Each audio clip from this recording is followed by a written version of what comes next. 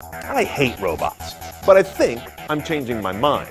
I'm Brian Cooley from CNET in search of the next big thing.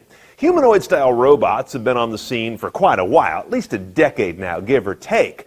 And so far they've had a market share and an importance that is kind of down there with the Segway and the home 3D printer, appealing mostly to geeks who are fascinated by the possible and not so concerned about the practical.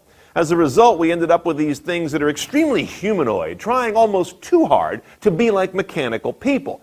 Honda's Asimo, dancing like your father, or Toyota's robot, playing a violin. Both amazed us, but maybe didn't speak to a role in your home. But now something's changing, as we're seeing robot developers get more focused on relatability and usability, not just technical ability.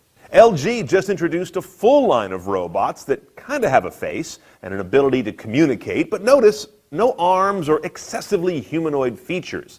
And their smarts are powered by Amazon Alexa on the back end. A bigger model is meant to be an airport employee who not only listens to you and helps you, but also guides you where you may need to go. It's also got a partner that is a janitor model. The impact of that trend on employment is fascinating, but beyond the scope of our show. Startup Smart Beings is developing a robot they have unfortunately named Woohoo that you might think is just an Amazon Echo with a screen. But it has a rotating head, so its camera can look where its ears and microphones tell it the action is, to better understand the scene and, again, be somewhat relatable.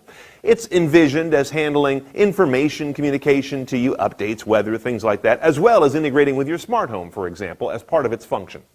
And note that it has facial and voice recognition planned, an important part of allowing it to identify you as an individual, not just as a human. And Mayfield Robotics sort of stole the show at CES with a robot called Curie that doesn't do much, but be very relatable. Without arms, legs, a screen, or even a voice, it communicates with head and eye gestures, as well as a series of blips and beeps. Sounds crazy, I know, but a lot of skeptics, including me, were kind of impressed by how much they've done to make those simple cues and gestures very understandable.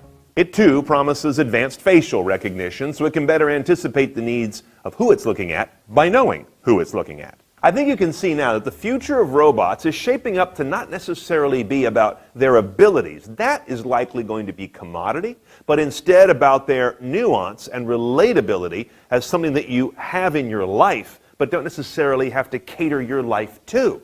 And this will be based on three particular attributes that I'm seeing. One, of course, is integration. Robots that are fully engaged in my preferences, history, calendar, contacts, all of the things that make everything smart in my life.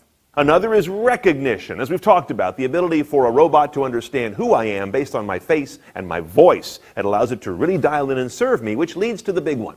Anticipation. We already have a lot of the functions that we're seeing in these robots in our phones and tablets, but those are more tools than assistants because they have not taken the bar of anticipation and raised it. That is the sweet spot for the coming robot. Know what's next at cnet.com/nextbigthing. I'm Brian Cooley.